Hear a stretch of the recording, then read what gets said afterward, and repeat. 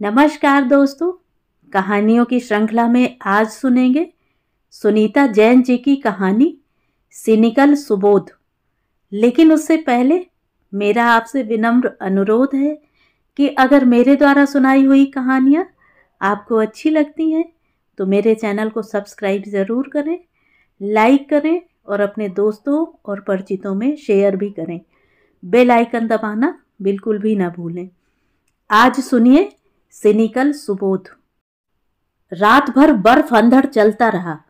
सुबह दिन निकलने से पहले ही बर्फ ठेलने के ट्रक सड़कों से बर्फ बटोर किनारों पर जमा कर रास्ते में रेत की परत बिछा गए, फिसलन कम हो सके इस निमित्त।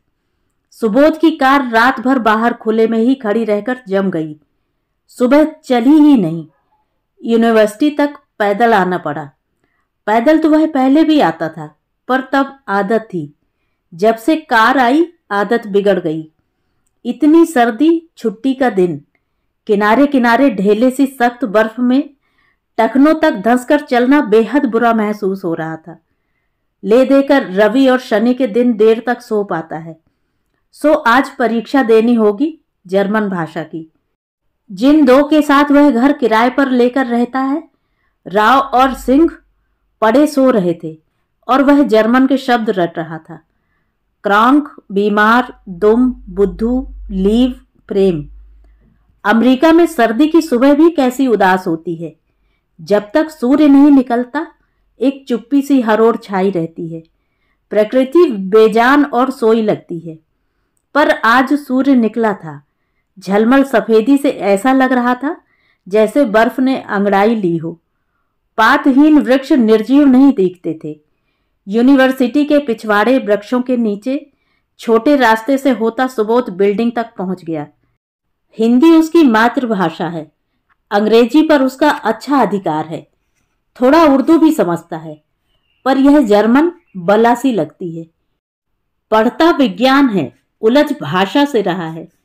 सुन्न हो रहे हाथों को जेब से निकाल झुककर सुबोध ने पैंट के किनारे से बर्फ झाड़ी और मुंह से हल्की सीटी बजाता वह सीधा हुआ। बिल्डिंग के सामने वाले पार्किंग लॉट में आज अधिक कारें नहीं थीं। शुक्रवार की शाम को ही अधिकतर लड़के लड़कियां घर चले जाते हैं, सोमवार को लौटते हैं या रात में देर तक बाहर रह सुबह पड़े सोते हैं। कुल 5-6 कारें वहां होंगी और दिन वहां कार खड़ी करने की जगह तक नहीं मिलती थी। उधर की लाल कार में प्रगाढ़ आलिंगन में बंधे दो शरीर सुबोध की आंखों में गड़ गए। सांस भीतर अटक गई। क्षण के सूक्ष्म भाग के लिए एक भूरा सिर जुदा हो दाएं से बाएं को लुढ़क गया कि अब जुदा नहीं होगा। गर्दन के गिर्द दो गोरी बाहों का घेरा धूप में दीप्त हो उठा था। दो शरीर, बेचैन आलिंगन। सुध आई तो जड़ हो रही सनसनाती टांगों को जबरन घसीटता सुबोध शीशे का दरवाजा ठेल बिल्डिंग में दाखिल हो गया। रुका नहीं, सीढ़ियां चढ़ परीक्षा हॉल में आ गया। ओवरकोट के बटन खोलते उसकी उंगलियां थिरकी जाती थीं। खुले में प्यार सुना तो बहुत था, पर देखा आज ही। जब आया था तब दोस्तों ने आते ही लड़कियों की बात की थी। उसने अनसुनी कर दी थी। राव और सिंह उसे छेड़ते थकते नहीं थे। कल रात तो सिंह अपनी लिजी को लेकर लवर्स लेन गया था। बहुत रात गए लौटा था और आकर बताता रहा था, लवर्स लेन में बिजली के खंभे तक नहीं है, केवल घुप अंधकार, कारें और प्रेमी युगल। कार स्टार्ट करते समय भी कोई हेडलाइट ऑन नहीं करता। कल तो सुबोध ने दरवाजा बंद कर लिया था, झुंझला गया था। आज कैसे एक एक शब्द याद आ रहा है। क्यों? सुबोध की आंखों में भीगा कोहरा भर गया। कमरे में सबसे पिछली सीट पर थका सा वह खिड़की के निकट बैठ गया। माथे से जर्मन के सब शब्द विलीन हो गए थे। रह गए सबसे बेखबर दो के अस्तित्व को एक करते आलिंगन में जकड़े दो शरीर। नीचे लिखी कविता जर्मन के प्रसिद्ध कवि गेटे की है। इसका सरल अंग्रेजी में अनुवाद। सुबोध का मन भटकता रहा। शब्द निगाहों में तैरने लगे। जल की सतह पर टूटते जुड़ते प्रतिबिंब से कितने ही दिन साल फिसल गए। हवा में दिल्ली की मार्च की अलमस्त शाम भर गई। सिगरेट की गंध से महकते कमरे में हिंदू कॉलेज का लॉन, उसके बाहर किंग्सवे कैंप तक जाती कोलतार की सड़क, मॉरिस नगर, पटेल चेस्ट, विजयनगर उभरते चले गए। 21 नंबर बस और उससे उतरती शोभा रावत, सिल्क की फालसाई साड़ी, स्कूटर की फटफट, शोभा की उंगलियों का स्पर्श कमर के आसपास, और सिविल लाइन, शाम के साय से श्यामल शालीमार, सन 60-61 का वह शालीमार। सुबोध अभी अमेरिका आने से पहले शालीमार देखने गया था। शालीमार वह रहा नहीं है, सब उजड़ गया है। न बीच में फव्वारे और पानी की नन्ही नहर है, न ऊंचे किनारों पर उगे रंग रंग के फूल, और तो और आशियाने का छप्पर तक उड़ गया है। केवल ईंटों के फूटे स्तूप अभी खड़े हैं। सुबोध हंस दिया था। ठीक ही तो है दोस्त, तू भी मुझसा हो गया है। बेंचें उठा दी गई हैं, कुंज कुंज सूना वीरान, पर उस शाम शालीमार दूल्हा सा था। बीसियों मालियों के यत्न से संवारी गई घास, बेशुमार हर नस्ल के फूल, दुलराते से हवा में झूमते वृक्ष और बगीचे में घूमते कितने ही जोड़े खेलते बच्चे, इधर उधर बिखरे स्त्री पुरुष। मदिरा सी वह शाम स्नायुओं में उलट गई थी। सूर्य डूबे आकाश में सिंदूर बिखरा था। शोभा का सामीप्य था। कितनी प्रतीक्षा के, कितनी कल्पना के बाद आशियाना के पीछे उसने स्कूटर टिका वहीं के छोटे गेट से पार्क में प्रवेश किया था। क्यारियों की ओट पे बैठे थे। कितनी बातें की थी उस दिन बेसिर पैर की। एक भी बात अब याद नहीं। याद है शरीर में रह रहकर उठती लहर और शोभा के चेहरे पर डोलते रंग। एक फूल उसने तोड़ लिया था और शोभा ने इंगित किया था बालों में लगा दो। साथ ही घुटनों पर सिर टिका वह इस तरह उसकी ओर झुक आई थी कि चुपके चुपके से फूल वह लगा पाए। आज तक उंगली में जूड़े की किसी उभरी पिन की ठोस चुभन बाकी है। चाहा था कि सारी पिनें निकाल फेंके और काले लंबे बाल पीठ पर लहराने दे। साल भर से वह एक दूसरे के निकट दूर दूर से आते रहे थे। प्रयोगशाला में परीक्षण के समय नियम पूर्वक पत्रों का विनिमय करते रहे थे। शोभा बड़े प्यारे पत्र लिखती थी, बहुत ही भावभीने, और जाने कहां कहां से खोजकर उनमें गीतों की पंक्तियां लिखती थी। पत्र पढ़ता वह थकता नहीं था, पढ़कर सुलग उठता था। साल भर के संचित सब उन्माद उस शाम एक साथ शरीर में व्याप गए थे।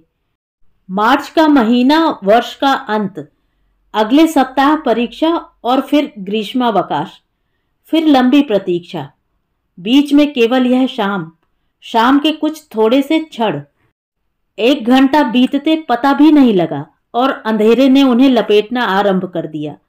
साथ ही कुछ आवारा लड़कों ने मडराना और दूर दूर से आवाजें कसना।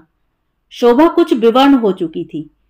हंसने के प्रयत्न में बोली थी, बड़ी गलती हो गई। मुझे ढेर सी लिपस्टिक लगा और कानों में बड़े बड़े बुंदे लटकाकर आना चाहिए था, ताकि लोग हमें पति पत्नी। वह कह नहीं पाई थी, लरच गई थी। सुबोध ने उंगलियों में जकड़ी उसकी उंगलियां चटका दी थी और कान के पास मुंह लाकर बहुत भीगी बात कही थी। शोभा मेजर पिता के कड़े अनुशासन में पल रही लड़की। शोभा जो हिंदू कॉलेज में इसलिए प्रवेश पा सकी कि इंद्रप्रस्थ में प्री मेडिकल नहीं था। कार में वह आती, कार उसे ले जाती। साथ ही मेजर की तीक्ष्ण दृष्टि उसके हर व्यवहार को आर पार देखती रहती। सहमी सी शोभा उस शाम कितने साहस से आ पाई थी। कॉलेज में विदाई समारोह था। प्रोग्राम रात 9 बजे तक चलने को था। सुबोध के साथ कुछ देर अकेले धीरे से बोली, गाड़ी 9 बजे आ जाएगी। अभी तो 8:30 बजे हैं शुभी, स्कूटर पर 5 मिनट में पहुंचेंगे। रक्त की रक्त को पुकार। समाज की परिधि की कटीली तारें बहुत पास घिर आई थीं और दम घोट गई थीं। केवल एक बार सुबोध शोभा को बाहों में भर लेना चाहता था। एक बार शोभा सुबोध की बाहों में बंधकर देखना चाहती थी। प्लीज अब चलो सुबोध। हाँ, चल रहे हैं। रूखा हो गया था वह, अपनी अपूर्ण इच्छा सा ही तीखा। चलते चलते शोभा आशियाना के ठीक सामने रुक गई थी। रात के अंधेरे में उसकी बड़ी बड़ी विस्मित आंखें सितारों सी जगमगा उठी थी। Subodh, you love me, don't you? एक सिसकी ले सुबोध ने दीवार से सट उसे आशियाना के साये में खींच लिया था। एक क्षण, शायद उससे भी कम, दो शरीर टकराकर अलग हो गए। होंठ छुए भर ही चुंबन की परिधि से लौट आए। सुबोध का पहला और तब से अब तक का आखिरी वह चुराया सा संक्षिप्त चुंबन, चारों ओर से घिरे घुटे शरीर का मूक आर्त उन्माद। सारा क्रोध स्कूटर पर उतारते उसने स्कूटर स्टार्ट किया और शोभा ने आगे हाथ बढ़ा उसकी कमर को घेर लिया। फटफट में डूब गए दो शब्द, सुबोध डार्लिंग। सड़क मुड़ी, हिंदू कॉलेज आ गया। ग्रीष्म की छुट्टियां और रोशनारा का चक्कर, शोभा की उड़ती सी झलक, मम्मी भाई बहनों से घिरी शोभा की दुलार भरी छटपटाई सी मुस्कुराहट, न पत्र की सुविधा न बातचीत का अवसर। हिंदी पिक्चरें अर्थ का अपव्यय लगती, वही घिसी पिटी रोती धोती कहानियां। अंग्रेजी फिल्में सह नहीं पाता। प्रेम के दृश्य देख भड़क आता, ईर्ष्या से क्रोध से। अन्याय क्यों? हमी पर यह अत्याचार क्यों? वे भी तो हमसे ही इंसान हैं, उन्हें छूट क्यों? कुछ अच्छा नहीं लगता। मसूरी गया। हवा घर में बैठा कल्पना के सहारे जीने का यत्न करता। शरीर जब पुकार कर स्पर्श मांगता तब कल्पना फीकी लगती।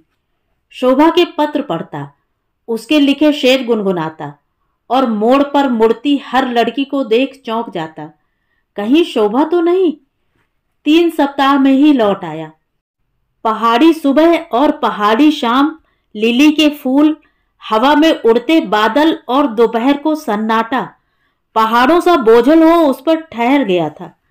स्केटिंग रिंग में किसी एंग्लो इंडियन जोड़े को सटकर थिरकते देखता तो शोभा शोभा चिल्ला उठना चाहता।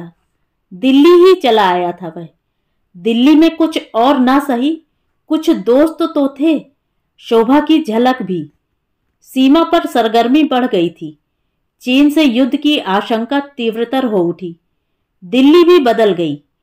होटल रेस्टोरेंट में मिलने वाले सब जिंदा दिल दोस्त, जो 2-2, 3-3 साल से डिग्री ले बेकार घूमते, सेल्समैन की नौकरी ढूंढते फिर रहे थे, इमरजेंसी कमीशन में चले गए।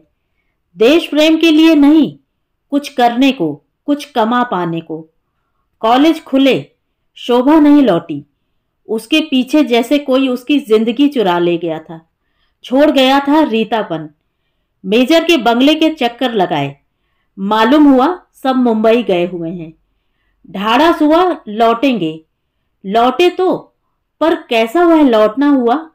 शोभा की जगह पेंसिल से घसीटी उसकी चिट्ठी मिली कि मेजर मोर्चे पर जाने से पहले सबको मुंबई ले जाकर एक मित्र के लड़के से शोभा का ब्याह 3 दिन के भीतर कर आए। शोभा क्या करती, क्या कहती, कैसे कहती? पापा शूट कर डालते। वैसे भी तो सुबोध अभी फाइनल ही में है। सुबोध उसे क्षमा कर दे, सुबोध को वह याद रखेगी सदा। शालीमार के सामने एक मित्र के घर उत्सव हुआ। सुबोध नहीं गया। मॉडल टाउन में एक चाची असमय मर गई। सुबोध नहीं गया। किसी की प्रतीक्षा ना हो, कल से आशा ना हो तो समय काटना कठिन नहीं, अपने आप कट जाता है। अखबार में पढ़ा, मेजर रावत खेत रहे। बहुत लोग शोक प्रदर्शन करने गए। क्या सोच वह भी चला गया था। मन में कसक थी। वक्त बेवक्त क्या कषाय रखनी। दूर से ही दिख गई थी शोभा, देखकर पहचानी नहीं जाती थी। फूल कर खूब मोटी दोहरी हो गई थी।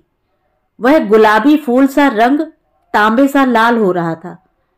पास खड़े संपन्न से दिखने वाले पति से आंसू पोंछने को बार बार रुमाल मांग रही थी। मन बिगड़ गया, उल्टे पैर लौट आया। समय और अधिकार से पहले जो इच्छा सुख बुगाई थी, वह एक विरक्ति, एक वितृष्णा छोड़ती गई। दोस्त लोगों ने नाम रख दिया सिनिकल सुबोध। और आज इतने दिन बाद जब उसे विश्वास हो चला था कि भूल गया है, आज फिर क्यों? दर्द क्या कभी नहीं जाता? जरा सी चुभन और उभर आता है। परीक्षा पत्र के पृष्ठों पर बैठे बैठे सुबोध ने ढेरों आड़े तिरछे रेखा चित्र बना डाले थे। जर्मन की परीक्षा अब अगले सेमेस्टर में ही देगा वह। तो ये थी कहानी। कहानी आपको कैसी लगी कमेंट करके जरूर बताएं।